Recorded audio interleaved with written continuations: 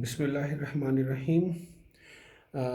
मैं डॉक्टर जावेद अपने formula series का पार्ट नंबर 47 लेकर कुछ अरसे की एब्सेंस के बाद आपके सामने हाज़िर हूँ और आज हम डिस्कस करेंगे हाई फ्रीक्वेंसी इक्विवेलेंट सर्किट्स और द मिलर इफ़ेक्ट। हम यहाँ इसको आज हमने सॉल्व करना है।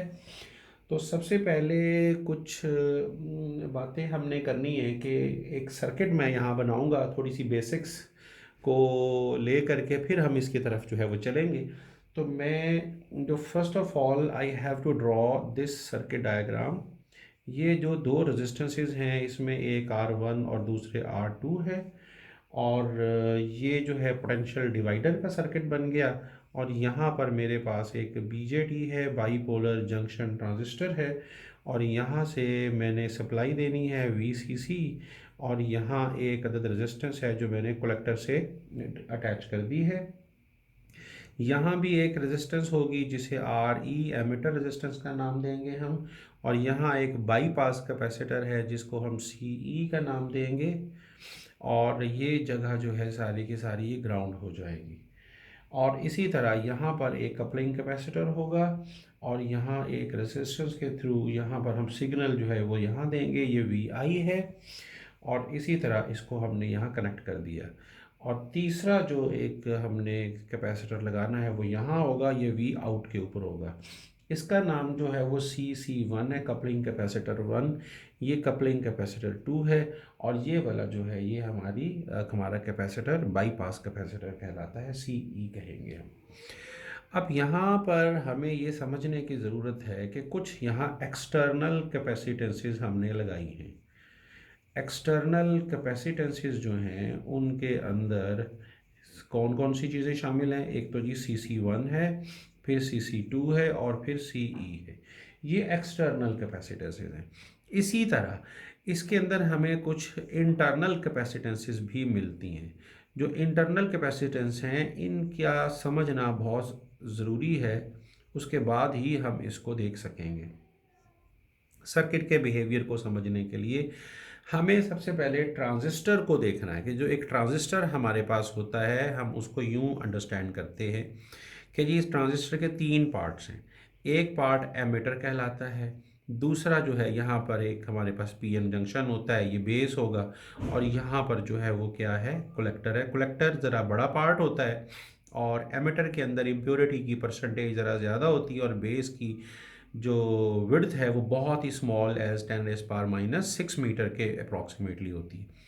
अब ये जो दो पी एन जंक्शन है जिसके अंदर यहाँ ये वाला जो है बेस एमिटर जंक्शन है, तो यहाँ एक डिप्लीशन रीजन बनेगा और इसका मतलब होगा कि यहाँ पर चार्ज होगा। जैसे हमने पी एन जंक्शन बेसिक्स में आप लोगों ने पढ़ा होगा कि यहाँ पर भी चार्ज स्टोर हुआ हुआ होगा, यहाँ भी। तो बेसिकली ये कैपेसिटेंसेस हैं। तो यहाँ पर जो कैपेसिटेंसेस हमें यहाँ नज़र आएंगी इस बीजेटी के अक्रॉस, वो कुछ इस तरह से होंगी कि यहाँ एक इंटरनल कैपेसिटर होगा इस जंक्शन के क्रॉस। एक ये वाला जंक्शन है, यहाँ पर भी एक अदद हमारे पास इंटरनल कैपेसिटेंस होगी और एक इंटरनल कैपेसिटेंस जो है वो यहाँ पर भी होगी। ये बात याद रहे कि आप इन्हें इसका एमीटर बोला है, इसको कलेक्टर बोला है और इसको हमने बेस बोला है। तो ये वाली जो इंटरनल कैपेसिटेंस है ये CBC कहलाएगी। ये हमने स्मॉल लेटर्स में लिखना है। ये वाला जो है CBE कहलाएगी और ये जो है ये CCE जो है ना ये कहलाएगी। तो ये इंटरनल कैपेसिटेंसेस हैं और ये एक्सटर्नल कैपेसिटेंसेस हैं। तो इंटरनल कैपेसिटेंसेस के अंदर जो मैं यहाँ पे चीज़ लिख रहा हूँ वो ये है कि जी यहाँ मैं लिख देता हूँ CBC जो कि बेस कलेक्टर कैपेसिटेंस है। CBE ये बेस एमिटर जो है ना ये कैपेसिटेंस होगी। उसके बाद जो ये वाला जो है यहाँ से C और EC का, तो कलेक्टर के साथ जो है कलेक्टर एमिटर कैपेसिटेंस भी हमें यहाँ पर एक रोल जो है ना इसका भी मिलेगा। अब यहाँ पर हमें ये बात याद रखनी है कि इंटरनल शंट कैपेसिटेंसेस जो हैं ट्रांजिस्टर्स की, या कोई वैक्यूम ट्यूब हमारे पास हो तो वो स्मॉल रिएक्टेंसेस होती हैं, यानी ये जो हैं इनकी वैल्यू स्मॉल है। मैं एरो डाउन एरो लगाऊंगा, इसका मतलब है कि ये स्मॉल वैल्यू है इनकी ना। और इसके बरक्स जो ये एक्सटर्नल कैपेसिटर्स होते हैं, ये ज़रा इनकी वैल्यू होती है हाई। तो मैं यहाँ पर अप एरो का इस्तेमाल करूँगा और मैं ये इसमें बता रहा हूँ कि ये तीनों जो हैं हाई कैपेसिटर्स है, ये जो हैं ये स्मॉल कैपेसिटेंसेस हैं। और आपको यहाँ मैं बताता चलूँ कि यहाँ पर जो सी बी ई है, सी की बात पहले कर लेते हैं, ये पहले लिखा हुआ है। It is the capacitance of the depletion region at the reverse bias base collector junction.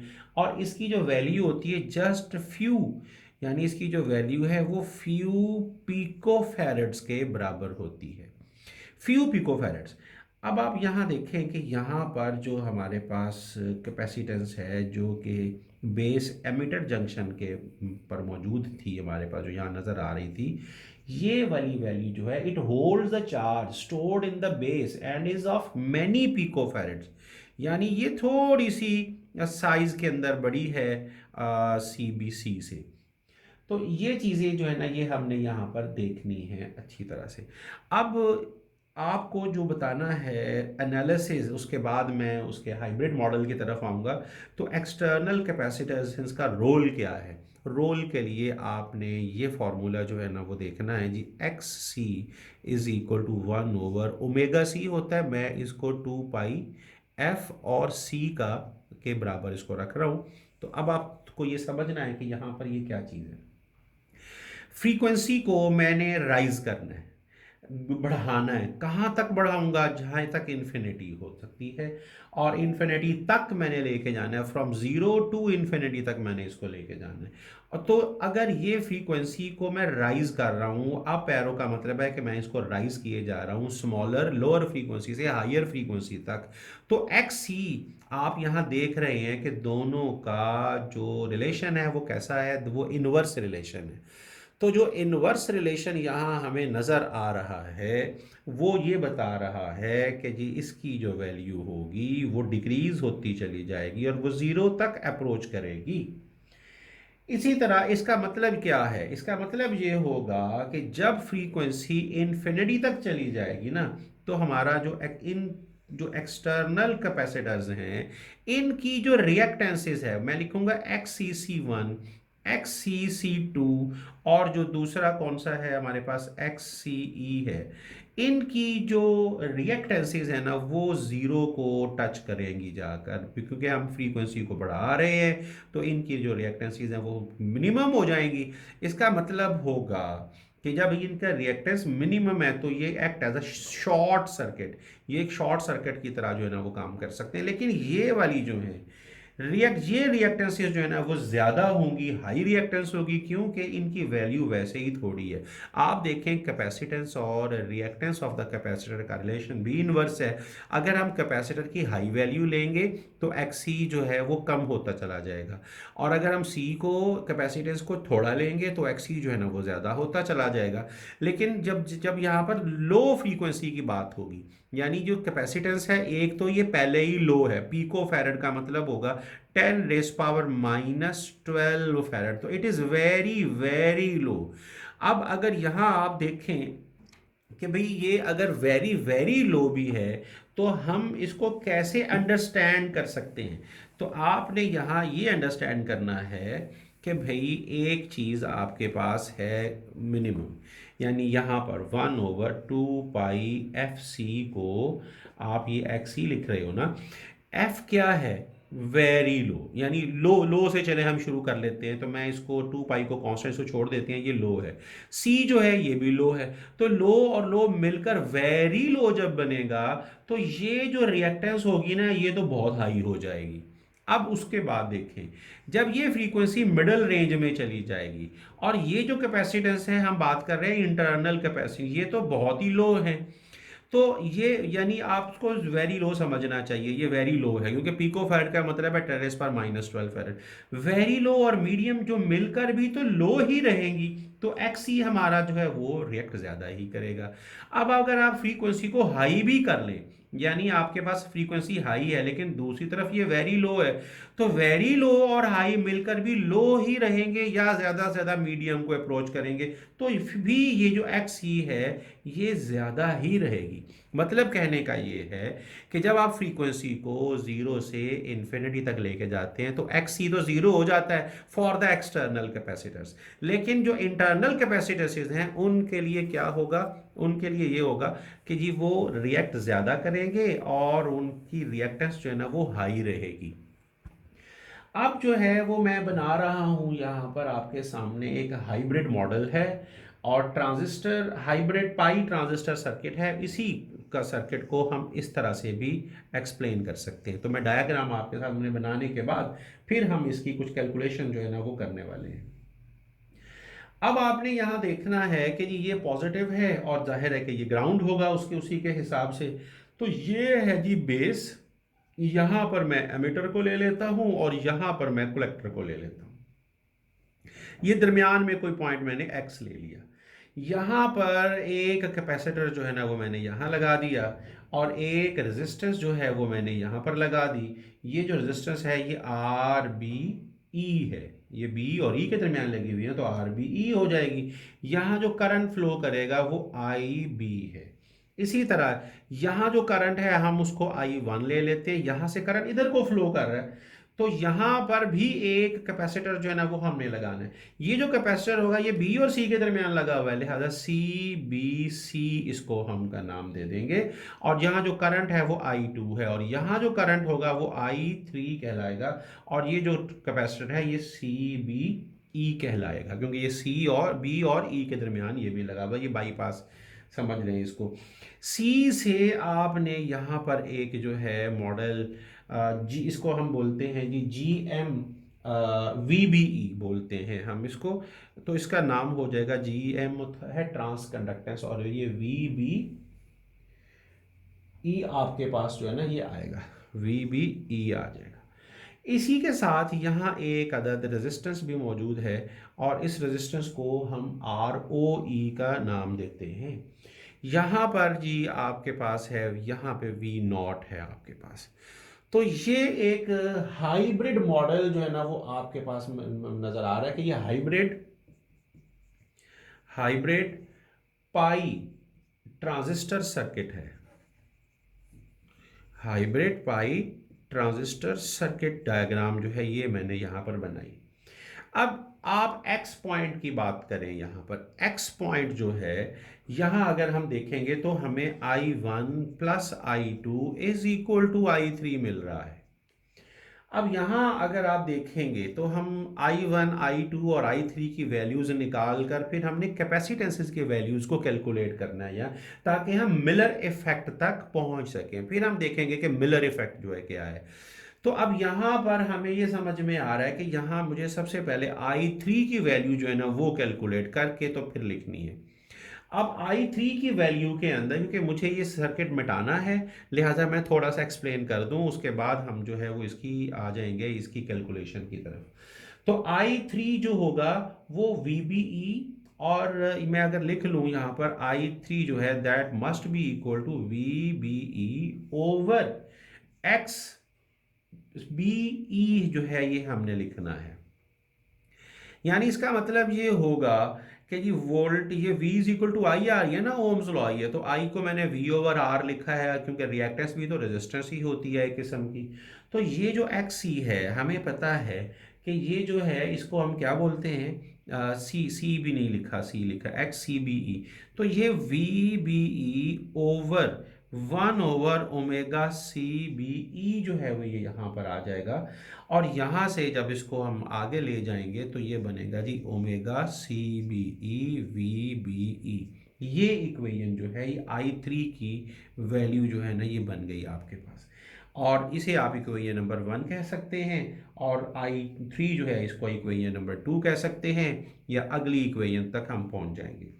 जब आपने I2 निकालना है, I2 निकालना है तो आपको यहाँ जो मौजूद है VBE और जो VO है इनका डिफरेंस जो है ना वो लेकर आएगा, क्योंकि ये I2 जो है वो यहाँ से आ रहा है इस तरफ से।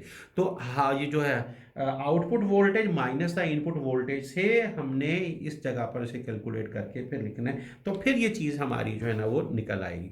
लिहाजा उसके लिए आपने कुछ यूं करना है कि जी आपके पास जो चीज़ निकल आएगी यहाँ पर वो कुछ इस तरह से होगी। मैं लिख रहा हूँ सबसे पहले I1 plus I2 is equal to I3, और जो I3 को मैंने कैलकुलेट कर लिया है वो है जी आपके पास ओमेगा CBE और VBE है हमारे पास।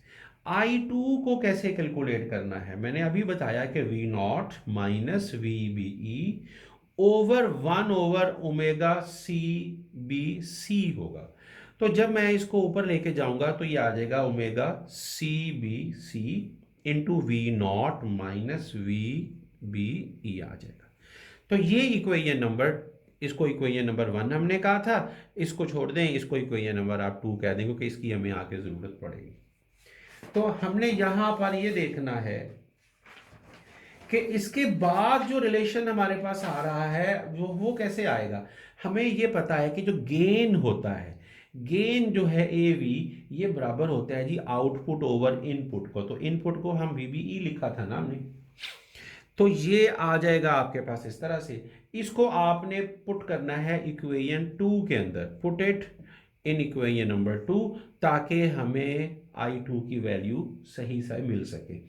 तो I2 की जो वैल्यू आ जाएगी फाइनली कैलकुलेशन करने के बाद, वो आ जाएगी G omega CBC into VBE common होगा और AV -1 आ जाएगा। रिलेशन जो है यहाँ पर इस तरह से बन जाएगा।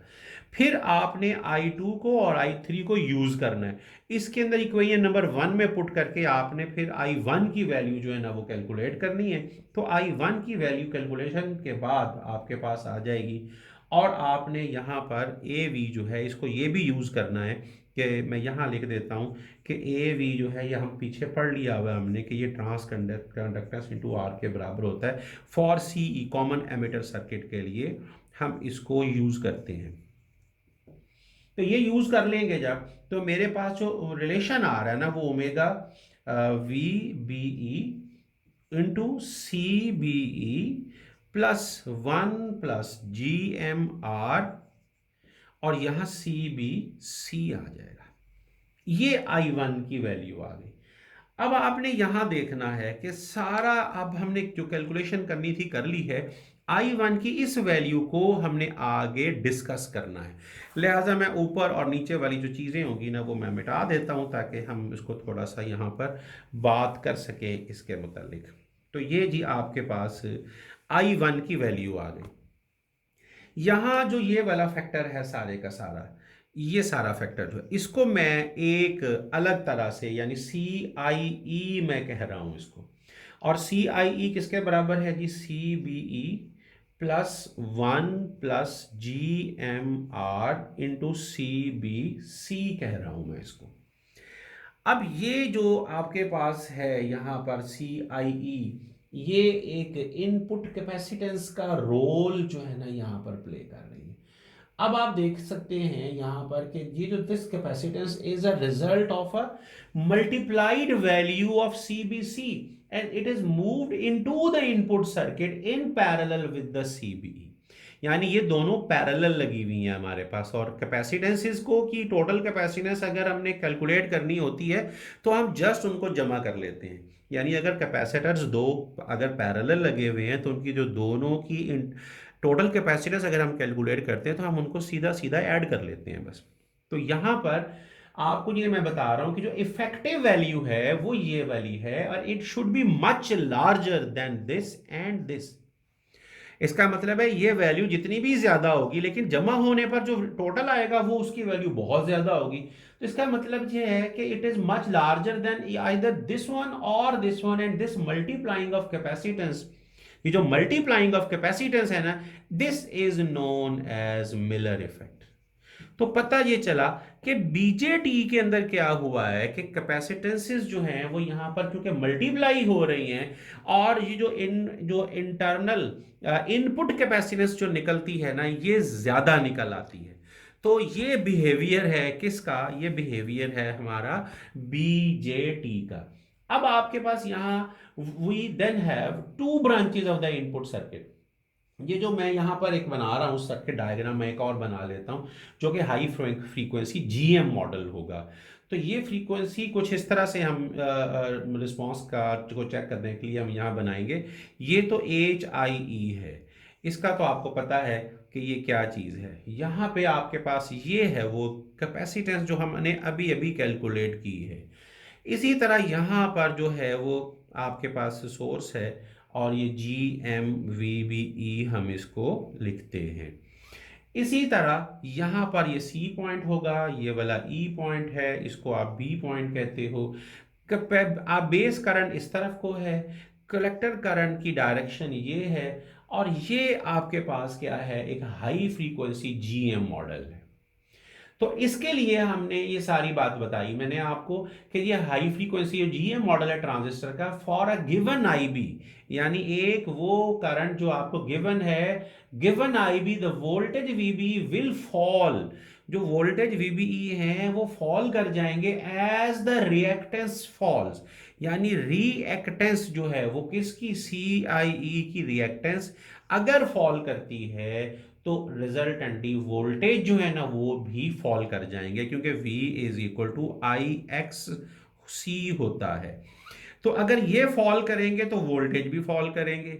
लिहाजा आप यहां पर ये देख रहे हो कि जी therefore the input capacitance जो है is responsible for the reduction of the gain of the transistor amplifier at a high frequency, यानी जो हाई ट्रांजिस्टर की का एम्पलीफायर है, ट्रांजिस्टर एम्पलीफायर है हाई फ्रीक्वेंसी से, क्या होगा कि जो इनपुट कैपेसिटेंस है is responsible for the reduction of the gain, यानी ये वाली जो कैपेसिटेंस है हाई फ्रीक्वेंसी पर ये उसका गेन डिक्रीज कर देगी।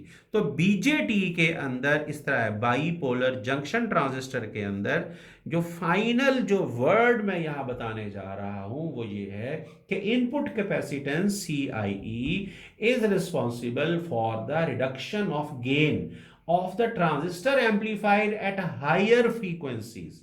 इसी तरह जब मैंने लगाना है FET, जब मैं FET लगाऊंगा यानी फील्ड इफेक्ट ट्रांजिस्टर लगाऊंगा BJT के बाद जब हम यूज करेंगे FET, तो फिर क्या होगा, फिर जो मैं उसकी डायरेक्ट इक्वेशन लिख देता हूं, मुझे मैं उसका सर्किट नहीं बनाऊंगा, वो आप बुक से देख सकते हैं। वो फिर ये बनेगा जी CGS +1 + GM × R, और यहां क्या होगा CGD है। ये गेट और ड्रेन है, ये गेट और सोर्स है। तो ये अब जो बनी है it has a similar effect like before, ये A इक्वेशन ये B इक्वेशन दोनों का इफेक्ट सेम है। तो यहां भी हमें क्या पता चल रहा है कि जो इनपुट कैपेसिटेंस है ये क्या कर रही है यहां पर, it is responsible for the reduction of the gain of the transistor amplifier at higher frequencies, यानी BJT और FET में जो हम मिलर इफेक्ट है वो सेम रिस्पॉन्ड कर रहा है, वो सेम तरह से आपको बता रहा है चीजें। अब आपके पास अगर तीसरा, ये पहला था BJT, नंबर 2 पे FET लिया, तीसरा आप ले लो ट्रायोड, या हम उसको कहते हैं जी पेंटोड ले लेते हैं। तो अगर हम ये थर्ड किसी डिवाइस की बात करेंगे, अब जब मैं ये निकालूंगा इसकी वैल्यू तो मेरे पास आएगी CIT should be equal to CGK plus वही है उसी तरह GMR, और यहां पर है CGP। तो पेंटोड या ट्रायोड के लिए भी देखें जो इक्वेशन है, इक्वेशन का जो स्ट्रक्चर है ना दैट इज द सेम।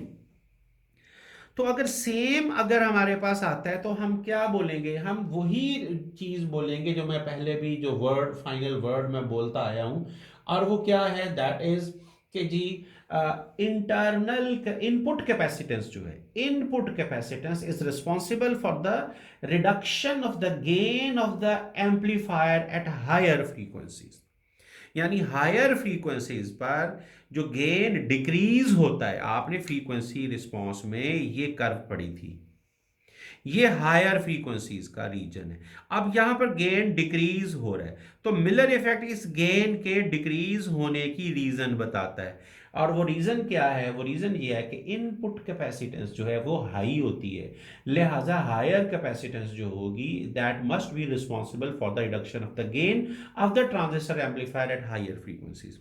तो ये था जी हमारा मिलर इफ़ेक्ट इसके बाद मज़ीद वीडियोस इंशाल्लाह लेकर आपके सामने हाजिर होऊंगा। तब तक के लिए डॉक्टर जावेद को अपने YouTube channel physics by doctor Javed से इजाज़त। अल्लाह हाफिज़, अपना बहुत ख्याल रखिएगा।